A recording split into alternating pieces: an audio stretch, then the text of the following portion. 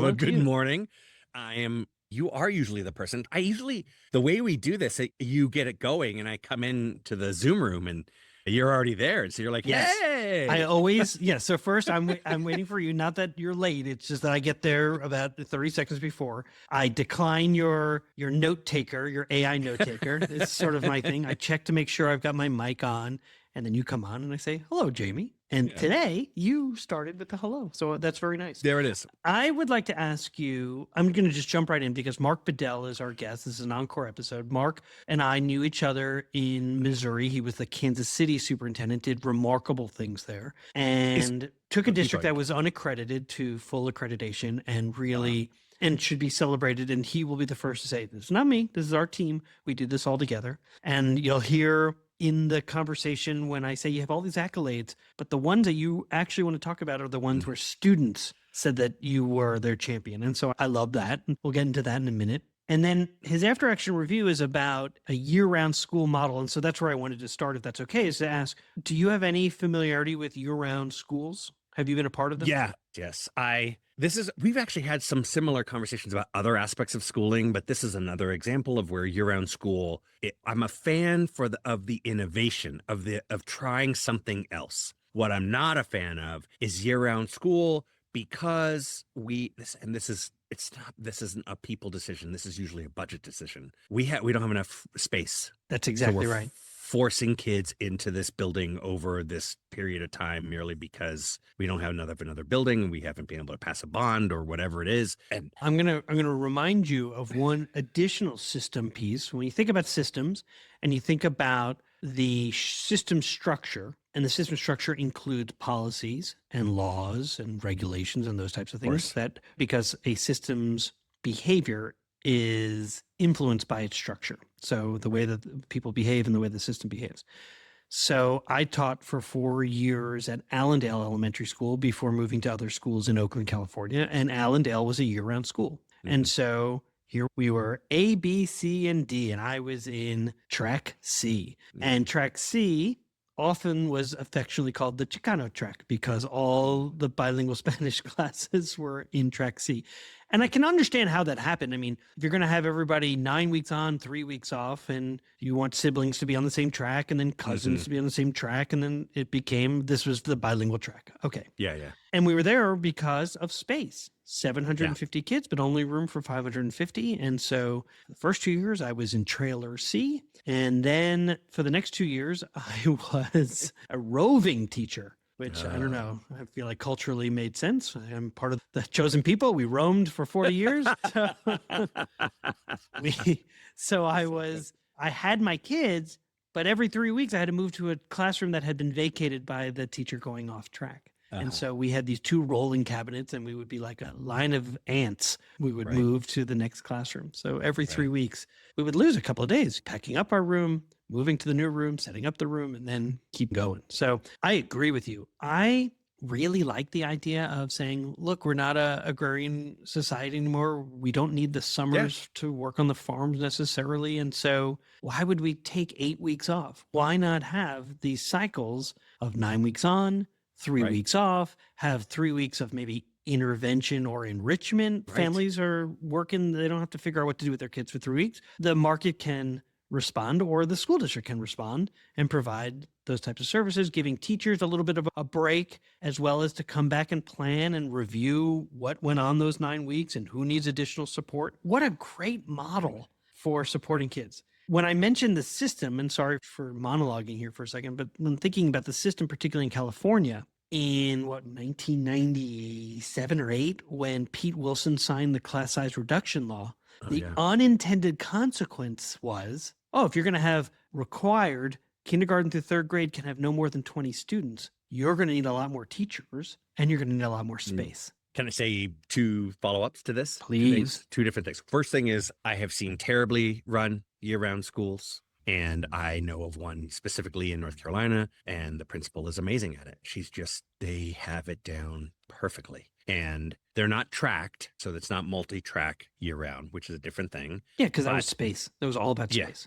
But I just want to say that back to the leader creating a culture that works for the community that is a part of that system. It works. And so they wouldn't have it any other way. She doesn't lose very many teachers. They stay. That tells you that they have, though cultural context of the US is one in which summertime is seen as time off, that people still take vacation. The reason why the world is so impacted around the world for quote unquote vacation during July is really because that's now the culture of the US. But for her, they've been able to adapt and change it and have everybody be bought in and connected to this model. That's number one. Number two, so I would just want to indicate like there are positive models. Number two, the roaming teacher. I talk about this because it's a Chinese model, that there are schools in China where the kids stay in one classroom. Not some schools. That's how school is, how it operates. Oh, yeah. I didn't know if it was all schools. Oh, yeah. Japan, South Korea. And the teachers move. Yes. So the classroom isn't the teachers, it's the kids. Yes. And they have responsibilities. There's a captain in the classroom who is responsible for making sure they are ready for the teacher. In fact, in the schools that I've visited, 3 different cities in China and in Japan, is the student stands up and says to the teacher, as the teacher arrives, the children stand up and they say, "We are ready to learn." Oh my God. That's great. I love that.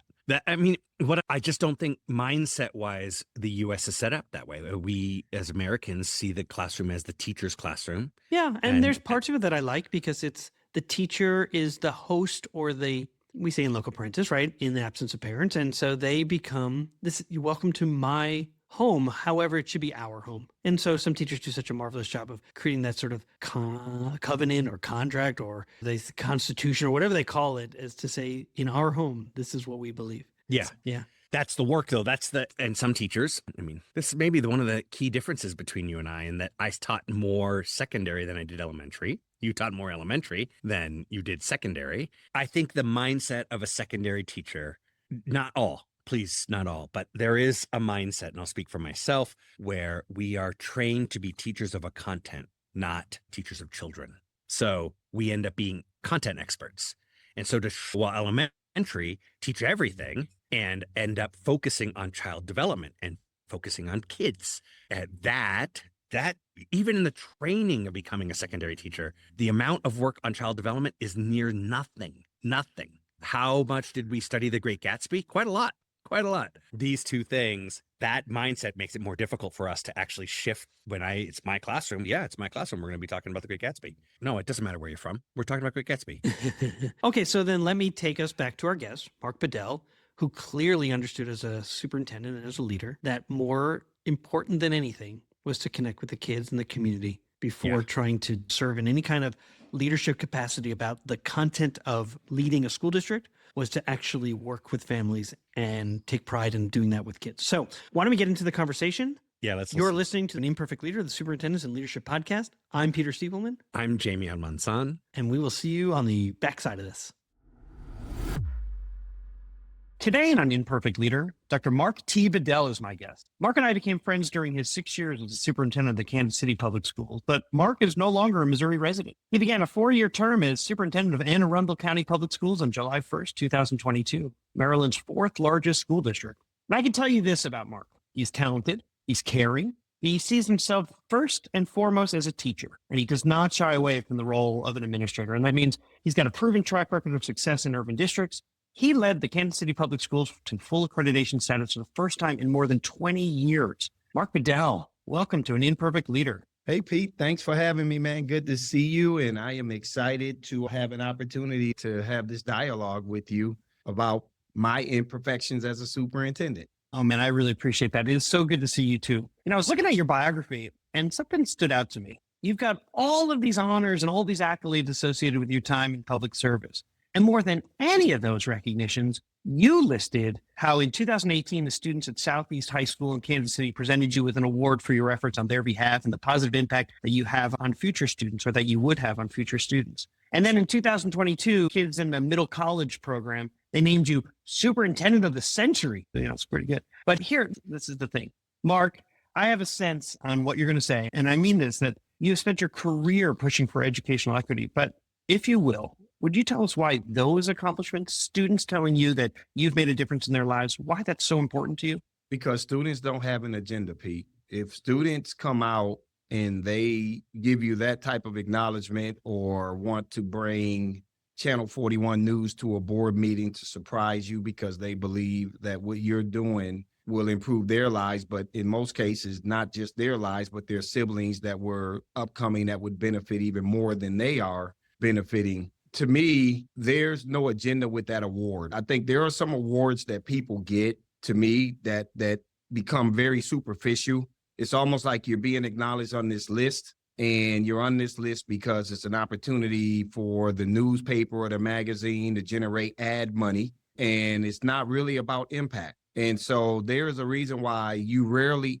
ever will see me post or even retweet or go on to Twitter and any of the awards that I have received. And I've received a lot of them. But I think for me, for children, for students to say he's making a difference, that's the work, man. And that's validation that what I'm doing really is paying dividends for them, because kids are honest. They're very authentic. And if they're not feeling you or they don't believe in you, they will let you know that too. So that's the reason why I mentioned those two, because I know that there is true authenticity coming from these students around the impact that they felt that we've had on them. You know, in the leadership model that I've been using to advise others, there's this dimension called collective aspiration, which is really the heart of an organization's work. And inside that dimension is a term, an ethic of excellence. Now, this isn't ethics, it's an ethic, an ethos. And I like to think of an ethic of excellence as documenting the process towards success. Now, you've had so much success in your career, and I know your new district presents new opportunities to build on existing successes as well as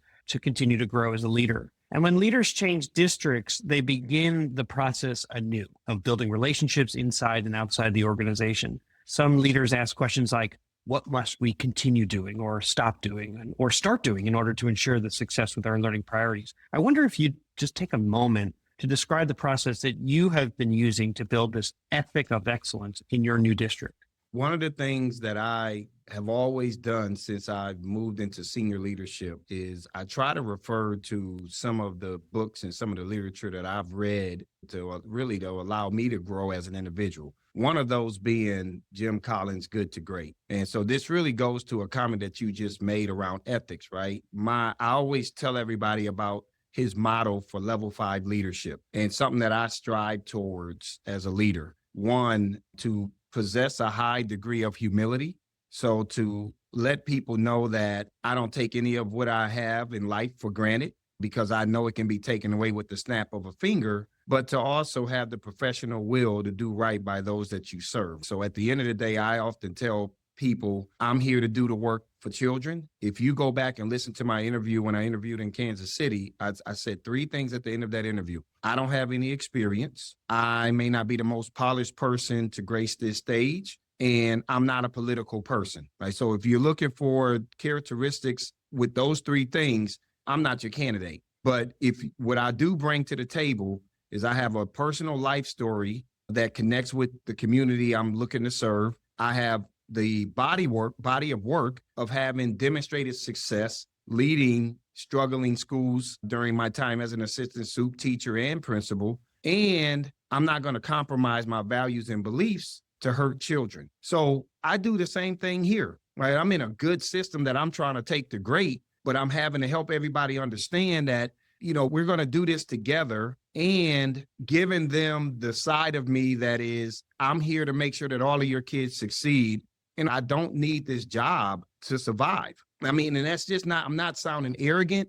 I'm just being honest. Like, people have figured out over these last couple of years, especially with the pandemic, what they're willing to put up with and what they aren't going to put up with. And what I'm not willing to put up with is trying to keep a job just for security purposes, but I'm harming children. And I think that has connected with this community. It's interesting. You made a statement about making decisions with people, and you made a statement that really sort of resonated for me, and I think for those who are listening, which is that you make decisions in mind with the people who are most impacted by that decision. And in this case, your default is always children. How will this decision impact children? How will it impact their learning? How will it impact their safety? How will it impact the psychological safety, in terms of feeling good about where they're going? Are they valued and they're honored? I think that is what makes you stand out as compared to others. I ask this question to every guest who comes on the podcast, so I'll ask it to you. How does the term an imperfect leader resonate with you?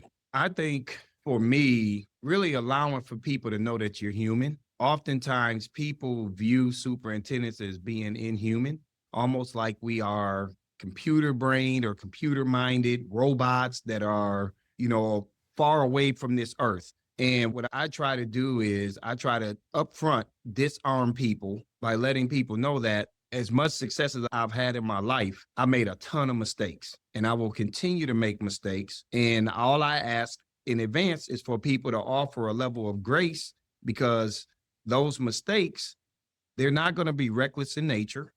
They are going to be very intentional in trying to advance the social, emotional, and academic outcomes for children. And in that means that I may fail. I may fall from time to time. And so, Pete, I like to be upfront with people that I don't have the magic potion. And if you think that I have the magic potion, then I'm not the right candidate. I don't want to lead people, but I think the impossible can be done working together as a community and trying to figure out where can we draw on the commonalities rather than always focusing on the things we don't agree with and pushing ourselves apart. So I really view an imperfect leader as somebody who can admit that they're not perfect. We're back for segment 2 of An Imperfect Leader, called Imperfect Leadership in After Action. My guest again is Dr. Mark Bedell, Superintendent of Anne Arundel County Public Schools. In this segment, we ask our guests to deconstruct a decision that they had to make, and then we just discuss it. Mark, what happened? I made a number of mistakes over my 6 years in Kansas City, to be very clear with you. So it's so many I can draw off of, but I think I'll go off of one where we tried to do a year-round model for one of our elementary schools, and it was in one of the poorest neighborhoods inside of Kansas City. And so what we thought in doing this was that we had the right principal, which I was 100% for certain that we had the right principal. We had the right staff that he had brought in and built the school up. He had increased the school enrollment by about 100 students. And this was one of the schools designated as a failing school according to the Missouri assessment program. And so we wanted to try to do something different. So we said, let's try to do this year-round model. And when we got into doing this year-round model, part of what ended up happening was it ended up just being an extension of the school year. So it wasn't a true year-round model. And we just didn't think it all the way out. So the kids basically, instead of going to summer school, they would in essence just stay at that school and they would get that additional month of learning in through the end of June. But what we also didn't take into account was the environment how competitive the environment was for children during the summer. So there's so many, because Kansas City is a charter-oriented community. And then there's a lot of other service providers that are able to work with school districts and work with charters during the summer. Everybody's competing for kids. And so what ends up happening is some of these entities were like, hey, we will offer the parent $400 if their kids stay with us throughout the entirety of the summer. So then that ultimately compromised what we were trying to do, because parents kind of made a decision, really it's the end of the year and this is just an extension. We're going to pull our kids out and we're going to put them in the summer program. And so I don't think that we got the results that we were looking for in that model. And I wish that there was something that we could have done differently. So to be very clear with you, I've learned around what I would do differently as a result. And we'll probably talk about that in a little bit. Yeah, that's right. We're going to dig into that. And it's interesting because I do know to the north of you in North Kansas City, they had 2 year-round schools. And we also went and visited them and talked to their principals and got all excited and energized.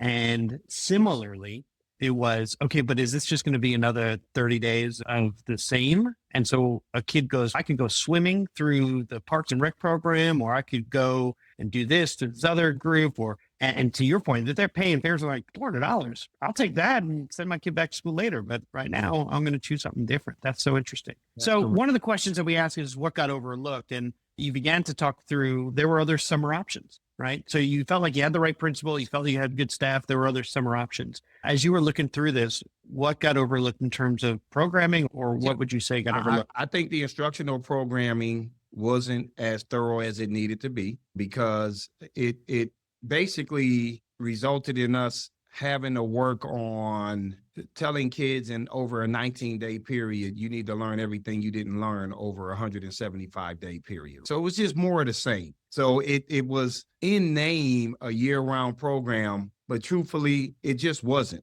And I think that was one. The curriculum really wasn't thorough, in my opinion, or right for us to really hold anybody accountable for what those additional 19 days would yield. Because I'm a big data person, right? So I remember coming back and reporting to the board on the evaluation of this model. And I was like, we bombed on this. Like, this is something that we need to stop because it's not working. And that was part of the problem. So I think, and then just not really getting a full-blown commitment, like getting parents to sign and agree to an MOU that they were going to keep their kids there through the entirety of the extension of the school year. So we took hits on attendance rates and all of that. It just ended up being bad. It wasn't properly synchronized with our student information system, learning management system. It was just a lot of mistakes that we made. But the good news was it was one school. We didn't really harm kids, to be honest with you. But it was a model that I think if we would have just thought more thoroughly on it, it could have been phenomenal. Yeah. And it's interesting. I was thinking about something you said earlier in our conversation, which is that you are not a politician, right? A politician can stand up there and say, we're going to do year round. Everyone goes, oh, look at this. He's dynamic. He's innovative. They're going to do year round. Yet what you are is an educator who looked back at your data and said, so what are we doing for kids and how is it going to improve their outcomes? And it doesn't seem to be working for us. So we really need to kind of step back and think differently about this. I'm curious about what you learned about relationships or what new relationships were formed. I mean, I think where people were excited about it was that at least we were trying to do something different. So I'm real big on, I don't like to do things sloppy or raggedy. I really pride myself on wanting things to be polished, wanting things to be well thought out. And I also don't think that I did a good enough job of really putting my fingers on it and really helping to think all the way through it. And so some of that, I mean, at the end of the day, I own it as superintendent. It's my failure overall. But I think if I would have had my finger on the pulse a little bit more, if I would have potentially worked with funders differently and got them involved on the front end of it, we probably could have been able to come up with the resources to be competitive, to help support our parents and incentivize our kids to stay there. Oh, that's interesting.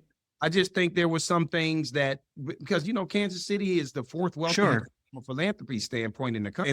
And I don't think we leverage that like we should have. So right, you go to your Boys and Girls Clubs, you go to your United Way, you go to the Kaufman Foundation, I think is out of Kansas City, right? I mean, how to say to them, we're trying to do this and we're trying to do a year-round school. Here's our reason why. Here's what we think is going to happen. And they say, okay, let's wrap around you as opposed to, So that's the part that I would tell you really was a missed opportunity for us, not truly utilizing some of the other service support entities or advocacy organizations and groups to help us, like from a big picture standpoint. The principal, I think, did a good job of that with his connections. I don't know from my position as superintendent, did I do enough to leverage the Hall Foundation, the Baum Foundation, some of these big companies that I think would have easily wrapped their arms around us and helped us with the resources.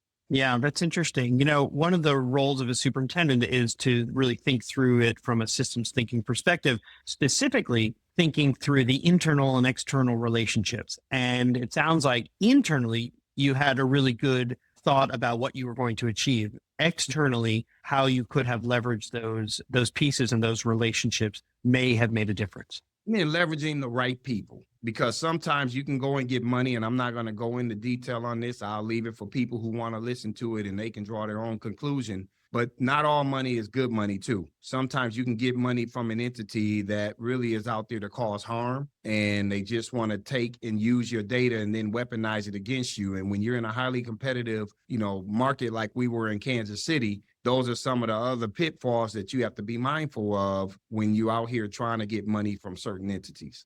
Sometimes I ask for an example, and I think it's appropriate not to give an example here, although those who are listening and those who are, they're sort of commuting and they're driving and they're thinking about what you're saying, I think it's important for them to recognize that when they're looking for money, that there are some grant opportunities out there where the purpose of the money is not completely aligned to what you're trying to achieve, and to be really thoughtful and careful about what you do accept when you're accepting out external funds. That's true. So true. I think you told me what you could have done differently. I'm interested to know what frustrated you. So there's something like what got overlooked, and that's kind of from the system. One part of the system was we were just extending school. And so what kind of got overlooked there was the fact that maybe as a system, we could have thought differently about what year-round meant. Did we have a shared image of what year-round meant in Kansas City? But sometimes as a leader, we have to think about what frustrated us as individuals in terms of what we wish we had done differently. Yeah, I mean, what frustrated me was not thinking innovatively like I am now. I learned a lesson from that I wish I would have thought about prior to embarking on that journey. But I guess this is also why you go through the process of beta testing things. It's a lot of things you learn from it. And being a former high school principal of a prominent engineering program, so I was fortunate that I had a neighborhood school that was a failing component. And then I had an engineering program that kids tested into when I was a high school principal in Houston, and sent, more kids to MIT in this history than the entirety of schools in the Houston Independent School District. But the engineering program taught me a lot about this whole spiral method of learning from your failures. Because in engineering, the beautiful thing about failing is you get to go back and you get to spiral, you get to learn. And even when you figure it out, there's always somebody else out there trying to innovate and trying to make what you've done even better. And that's the essence of engineering. And so it just taught me during my years there of understanding how to embrace failure. But even in failing, like there were some simple things that, like I said to you earlier, that we could have done that really frustrated me, that we could have done differently. And so one thing I would tell you, that if I could do it all over again, and this is something that I'm pushing here in Anne Arundel County, I would have taken a different look at the model. The model would have been more of a trimester model. And here's the reason why I say do a trimester, because a trimester allows for you to provide the interventions for students immediately. So if school is, let's just say we do a trimester and it goes from August until November. So now you've covered whatever hadn't been learned during the last 2 weeks in August, September, October. You got the month of November to go back and work with these students. But here's the beautiful thing about this. That triggers your first trimester, your first intercession. So you would have an intercession, and for all of the kids that really need the support, and in this case, in this school, all of those kids will kind of be required to come. And for those 3 weeks, those kids are going to get intensive interventions and support and enrichment. For the kids who don't need it, they get enrichment. And then what ends up happening is everybody goes on break during Thanksgiving. Then you come back, and it may not be for all teachers, right? There may be certain teachers who want to do it. Other teachers may want to go on vacation. So you let them do it. I mean, you don't, because there's some kids who will need enrichment. So you work with other partners to give them enrichment where they don't necessarily have to take up additional space. And then you start the second trimester, which will go from December, you get your holiday break, and then it goes to March. And then you do intercession 2. So everything that hasn't been mastered, you got now to cover everything in December, January, February, March. You go all the way through the first 3 weeks. Everybody's on spring break. And then you do your third intercession. And now what it does is it really does, it's a whole different kind of model that you, because of the attendance requirements, all of those kind of things, you don't fall into this. You're only doing an extension of the year and telling kids they need to catch up on what they didn't learn in 19 days. You're catching them throughout the year. And I think we would have gotten phenomenal results had we done it that way. Yeah, it's interesting. You're talking about 12 weeks on, 3 weeks off, or 9 weeks on, 3 weeks off, and giving teachers potentially a time, a few days before kids even come back to make new groups, to create these flexible groupings, and to really be child-centered, as opposed to when you say 19 days, for those who are listening in Missouri, 19 is the number of summer school days that you can, that you're adding basically to your schedule. And so you were doing an extension of the year, not a year-round schedule. Correct. That's really interesting. In the end, what was something that was good that came out of the situation? I would say for me, it told me a lot about the building principal and the faculty and staff over there and their willingness to try to do something different. And they didn't buck up against it. There was excitement about it, even with the shortcomings. It showed me a lot around their characters, their character level. It showed me a lot around their willingness to want to embark on doing something different. And that made me proud. To be honest with you, like, we didn't see a lot of regression in the data, Pete. We just didn't see the data moving in the direction that we thought it would move through going to this 4-year model, because we just simply weren't able to reach the kids in a very controlled manner like we wanted to. It also sounds like, as you've now moved to Arundel, a different part of the country, that you're not afraid to attempt innovation because you know that innovation does spark enthusiasm and excitement, as it did with this school that you were working with in Kansas City. It just has encouraged you to think about the system. And I didn't know about your work in Houston. However, this must come so naturally to you in terms of design thinking, system thinking, is to think about all those relationships internally, externally, how the different parts play with each other, because every good idea doesn't always become success if you haven't really thought about how they interact with each other. That's right. And I mean, the beautiful thing about my experience in Houston is once I got promoted out of my high school, I was then assigned by the superintendent, Terry Greer at the time, to be one of 3 school improvement officers over his project, Apollo 20. And so the Apollo 20 initiative took the 20 or either the 30, maybe it's the 30 lowest performing schools in the Houston Independent School District. And we really applied like charter tenets on them. We went to Austin and had to testify that we wanted to extend the school year. We wanted to add an additional hour to the school day. We wanted to give teachers incentive money to come over there. So some of our teachers that had the highest value add, how do we attract them into some of the lower performing schools, giving them a sign-on bonus, a retention bonus, and growth bonus based on how well they grew kids. So we got all of this support, a lot of support from the philanthropy in Houston. But I was fortunate. I was the guy that was working with the high schools. And guess what? They tracked your value add as a school improvement officer. They ranked us amongst the 24 of us. And I was blessed that by the time we got done with that work, I was ranked number 1. My schools had experienced more value add than other schools, but I also had an advantage because I had these additional resources being pumped into my school that maybe some of the other schools didn't have as a part of being a part of Apollo 20. But at the end of the day, I put in a lot of work. One of my worst schools, I spent 3 days there, Monday, Wednesday, and Friday, every day being there, helping to put systems in place for a half of a year. So, there was a lot of hard work that went into getting that number 1 ranking too. No, I know that's right. It's interesting too, because now I have a better understanding. You had a nuanced relationship to charter schools in Kansas City. You didn't see them necessarily as an enemy, as so many educators or leaders around the nation will sort of vilify charter schools. What I noticed, at least from the outside looking in, was you were looking for opportunities to partner,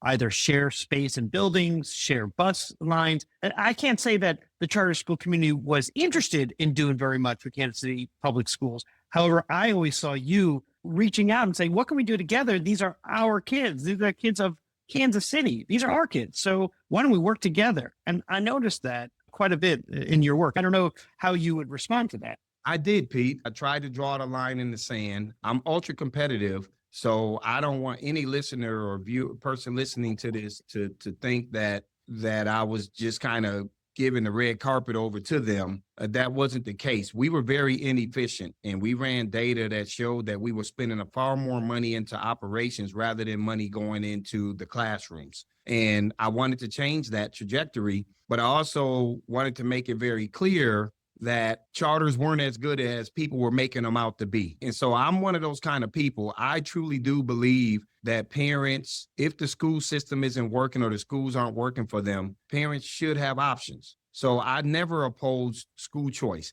I oppose school choice when I believe that it has created an unlevel playing field where one entity is advantage over the other. And that was the case in Missouri. The laws were skewed in favor of the charters. And all I ever did, Kelvin Adams and I, when we would go to Jefferson City, was to ask those legislators who were pro-charter, give us the same flexibility. And then let's talk about, who's performing and who's not performing. And I remember one legislator said to us, but if I give you that, then what's the purpose of it being a charter?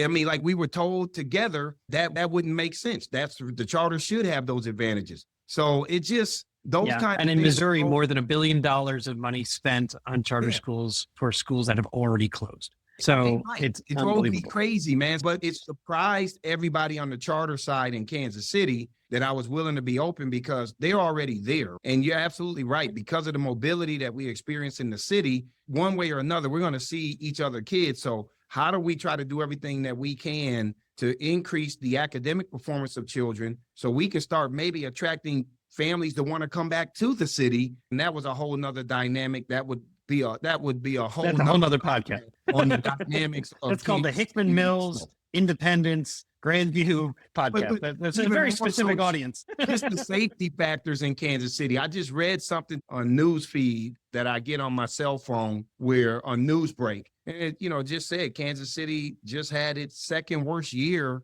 with homicides. So no matter, we got the district fully accredited. I mean, you got all these other factors surrounding you that work against you moving the district forward. People want to come back. What advice might you give to an aspiring leader?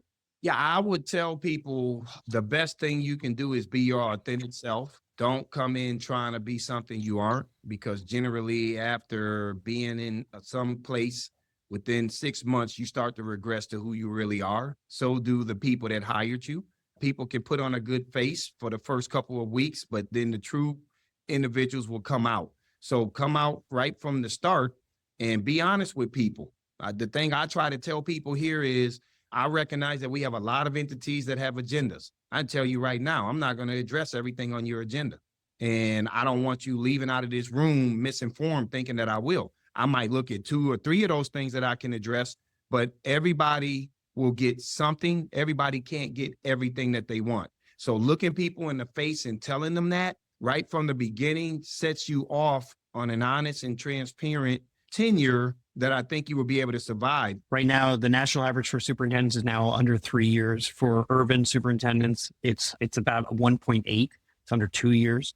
And so this is exactly the thing that we need to be doing for each other in terms of, you use the word survive and it sounds so dire, and yet that is the word to some extent. You want to do good work for kids, you got to make sure you keep your job, but that doesn't mean that you undermine who you are or change who you are. And so I think that's really important. That's really good advice. Mark, you've been such a good friend to me over the years. And when I've struggled, you were a solid sounding board. What always inspired me about you was your strong, unwavering stance in favor of public education. Everything you've just said today. You've got such an ability to help people see the unbreakable connection between education and then those issues that are negatively impacting a community. You used community violence as an example, and that is a huge one. When educational opportunities don't exist, you know that children don't learn, right? When those opportunities are not there, but you have always prioritized the educational opportunities for all. And when you do that, you know that violence can decrease. When kids know that they've got hope, then they make other decisions. So I could talk about this for hours, but more than anything, I just want to thank you so much for your continued service to children, to their families, to faculties. And thank you so much for being my friend. Appreciate it. Hey, man, I appreciate you. And I'll say this, you and I had a number of phone calls where I would call you and say, hey, Pete, man, this is what I'm dealing with. What are your thoughts, man? How do I navigate this? That relationship was reciprocated as we, especially dealing with personnel related things. I mean, there were some things that you and we talked about that we were both dealing with. And then on top of that, having to deal with some of the community factors, how some people showed up at board meetings. I mean, but you got to have that type of safety net. And then we ended up forming that thread with several other superintendents. And so we all kind of kept each other apprised of what was happening across the state. It was a real good period there, man. And then it started breaking up. You ended up stepping down, and then you had John Jungman who stepped down. And then, you just started seeing people, moving on to do their next, the next part of their careers elsewhere. And we lost some of that, man. We lost. Well, this is what I would say. We may have lost those roles, but not the friendships and not the history. Right. And as we keep moving into other areas and do different things, I think our connections stay strong, and we can continue to do good things for people. I agree, man. I agree. All right, we're back. Peter, what has there ever been? I'm going back to the beginning of Dr. Bedell's opening, and that is, has there ever been an award that similar to the Superintendent of the Century, where students gave it to you, or even if it's a compliment, like I can tell you, No, I never got an award like that. I will say I've gotten so many lovely notes as kids who are adults now, who have written me notes recently. Actually sent it to my father because I was just so happy. It would just made me so happy to you do this work. And it's so grueling. And every one of us knows. And in fact, let me flip this to say, for those who are in leadership, if you have, I'm sure you're doing this, but if you haven't, I really encourage to create a little box and to, when you get these positive notes from parents, from staff, from the community, from students, from their families, print them out and put them in that box, because there are so many rough days in public ed, in educational leadership, that to take a moment and recognize and be reminded of the positive impact you have on others, I highly recommend. It's not an ego thing. It is about restoring for you your why. You have these values and they will get attacked and you'll just get beaten down because you represent the system. They don't see you as you. They see your title. And so they are angry and frustrated and scared and worried. And so they may not say always the nicest things. And so to be reminded of the positive impact and the path that you're taking for children, just to go back through those notes is just a great reminder. It really is. It's so restorative. So I highly recommend that. I have a story related to this experience where I had a student. I was working in a school district, and one of the teachers came up to me and said, "You were my middle school English teacher." And I didn't recognize this person, not at all. And she said, I wanted to say hi, and I wanted to tell you that you had a profound impact on my identity. I didn't think I was worth a whole lot in middle school, and you made me feel really smart. You made me feel like I had something to give. And I don't remember this person at all. So both I'm feeling embarrassed. I'm feeling embarrassed. I don't know you. And I'm like, I love this compliment. Are you sure that was me? Because I don't. And what a profound compliment, like profound. This is when they say, you'll be remembered by people, and it will surprise you that these things will come out at some point.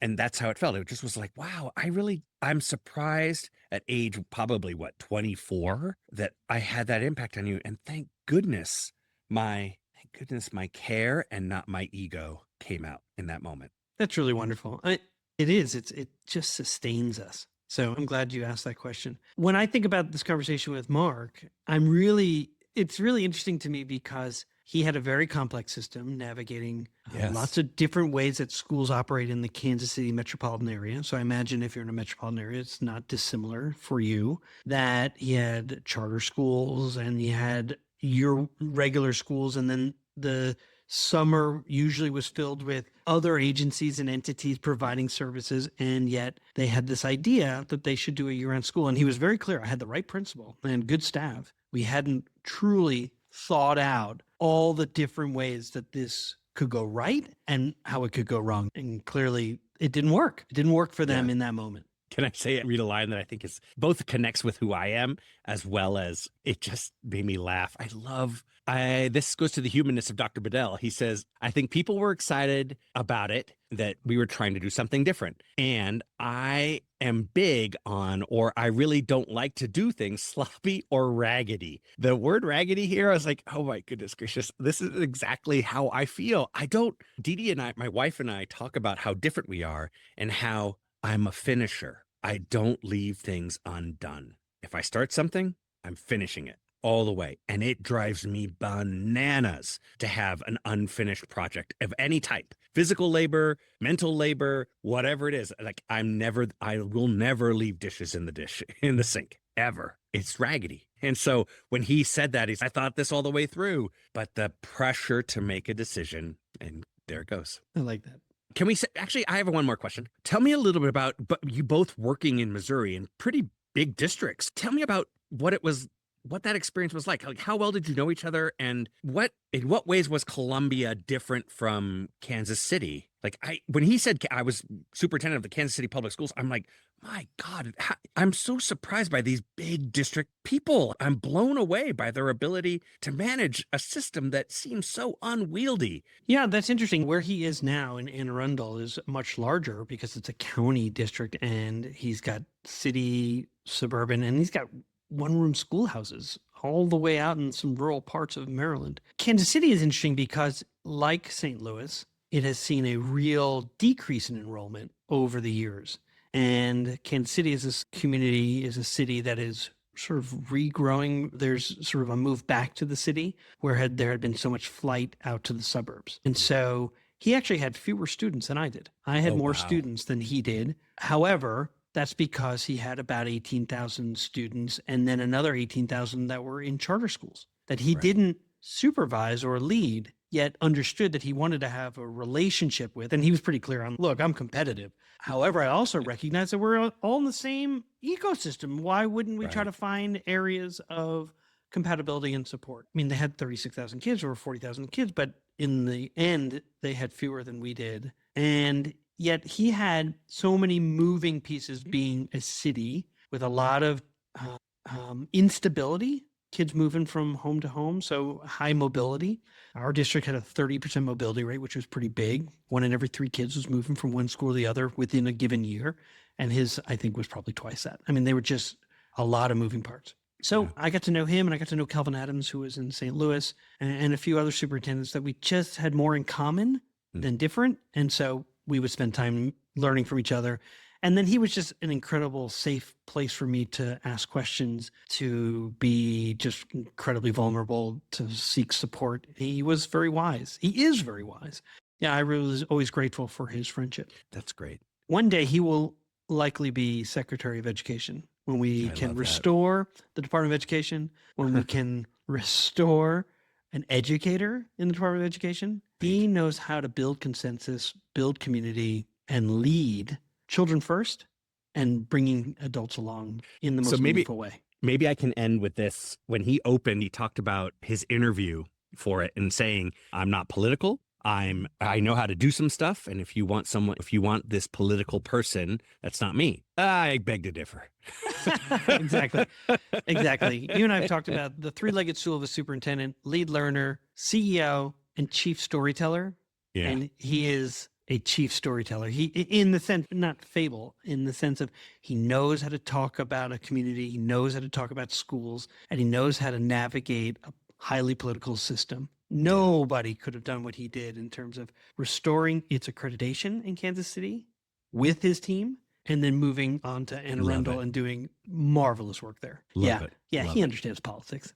Yeah, it was great. As soon as he said it, I was like, I don't know, Dr. Bedell, because if that's true, I still would follow you, and I don't know you at all. I love it. You've been listening to An Imperfect Leader, the Superintendents and Leadership Podcast. I'm Peter Stiefelman. And I'm Jamie Amansan. We will see you next week. See you, Jamie. Yes, we will. See you later.